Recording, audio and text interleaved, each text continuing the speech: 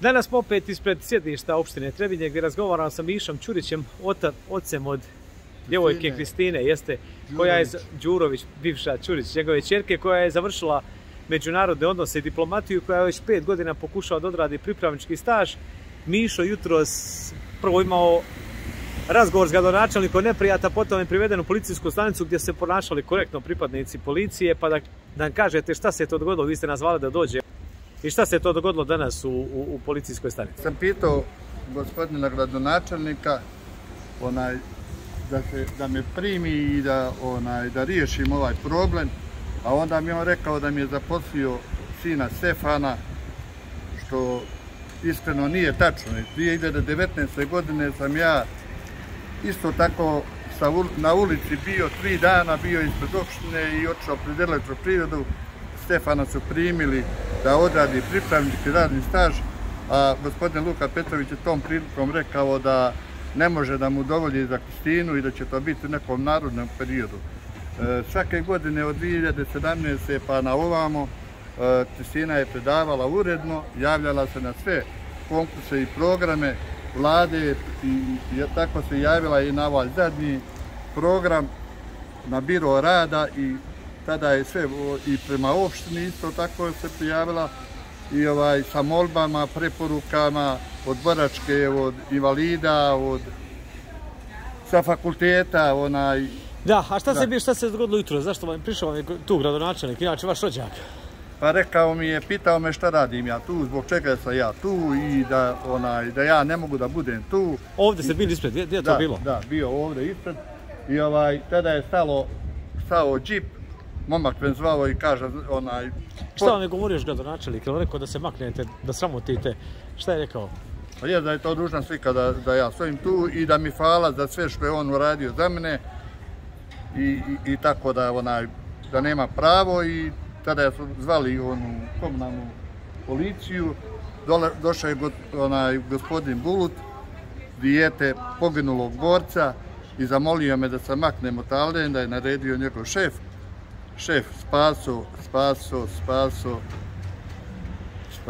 Radović. I Spaso Radović je prije neki, kad su bili ovi Dučićevi tu, tada je rekao da se ja ružna slika ispred opštine, da moja kapa koja je moja ratna kapa i koju se je glavu spasila. I zbog te kape nikad nisam dobio posao. I zbog te kape izgleda moja djeca su proganjana. Ja ne vidim drugi razlog.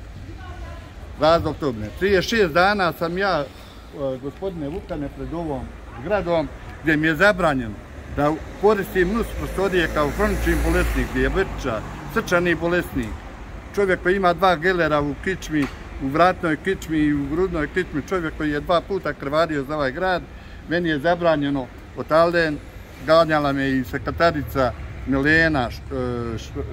A što je to gradonačelnik zabranio da ulazite, da uzmete, da odete? Ne znam ja, je li gradonačelnik? On je gazda ipak od doma, nema ko drugi. Neko jest.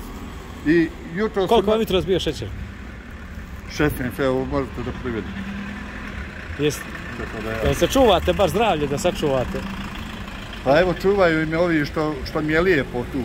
Meni kažu svi 36 dana, svaki dan ja tu dolazim. U ovoj uniformi koju sam krvario i branio ovaj grad.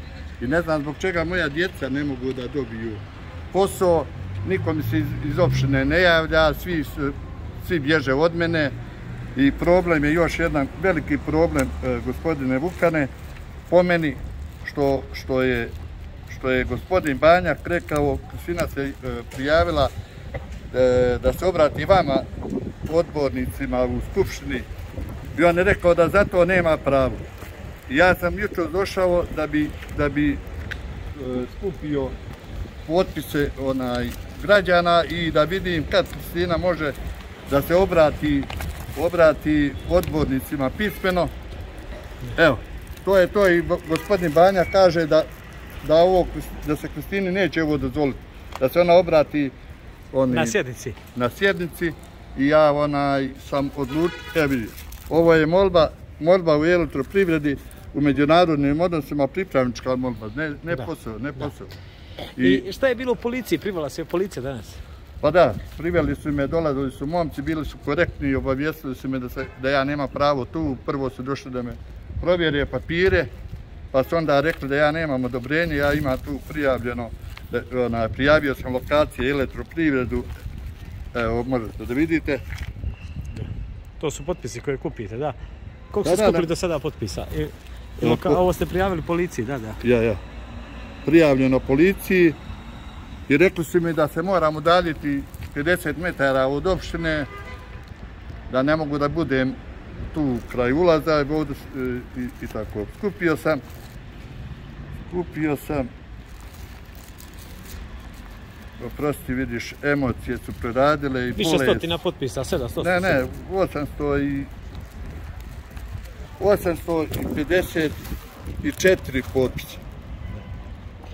Od građana Trebinja, da. Da. I recite nam šta u policiji, sad smo rekli ne smijete više dolaziti ovdje, jel? Ja sam pitao komandira da mu ne bi smetalo, pošto vidim da je ovo država koja sve kontroliše i gospodin Miličević je ovako rekao: ja vas razumijem kao roditelja i kao ratno vojnog invalida, ali da ne bi njemu smetalo da se odmaknem 50 metara ispod. Gospodin Miličević, što je komandir policijske stanice. Da, on je bio korektan i to mi je rekao da je neko naredio iz ove ovdje zgrade. Evo gospodina i Lakića. Dobro, pa dobro, nema veze. Ali molim te, evo, nema veze. ja sam se obraćao i gospodinu Lakiću da se nađe rješenje za to. Gospodin Lakić me uvijek fino saslušao, pitao sam ga kako se zovu odbornici. Gospodin Lakić ne zna kako se zovu odbornici jer mi je zabranjeno. Ja sam dobio kasnije da predam ove, kako se zovu, papiri, pismo, preda Kristina pismo i ona će se obratiti sa tim Inače ja moram da se iselim, gospodine Vukane. Iskreno. Iz Trebinja? A nećete valjda, riješit će se valjda. Evo, nedavno smo snimali gospođu Dangubić, pa reagovali su stvarno izdavno. Ne, u djevojku iz Bileće. I dobila je posao u pošti, hvala Bogu, riješilo se, pa nadamo se da će i ovo biti, da se riješi nekako. Ovdje se ne traži, samo se traži pripravnički radni staž. Pa vi će valjda negdje prilike, nadamo se. Samo je, znači, vi ne smijete, da zaključimo, vi ne smijete više da stojite ispred opštine ovdje narednih dana, jel? Pa eto, naređeno mi je da ne smije se zadržavati u krugu od 50 metara. Ili su mi onda tako saopštili da ja budem u gradskom parku pod onim spomenikom, tamo gdje oni stoje, ja tamo iskreno ne smijem, jer među onim narodnim herojima su sahranjeni moji u Pridvoračkoj jami i na Milanovom ocijeku su pobjede. A jeste li išli kod zaboračka pitanja načelnika? Jesam, išao sam kod gospodina Novokmeta. Šta vam je on rekao? Gospodin Novokmet mi je rekao da izbacim one preporuke za krš, časni i slobodu zlatnu i da se obratim gradonačelniku, on mi je napravio tamo. Ja to nisam predao, iskreno. Nisam predao jer ja mislim da ovo nije sjedište boračke organizacije, nego da je ovo sjedište građana gdje imam i ja pravo kao građan koji je krvario 2 puta i ovo oslobađao. I ja ujutru kad dođem ovdje vidim iskreno dosta njih koji su kupili diplome. Je li bio ovako neprijatan prema vama jutros gradonačelnik kad vam se obratio? Jes, bio je drzak.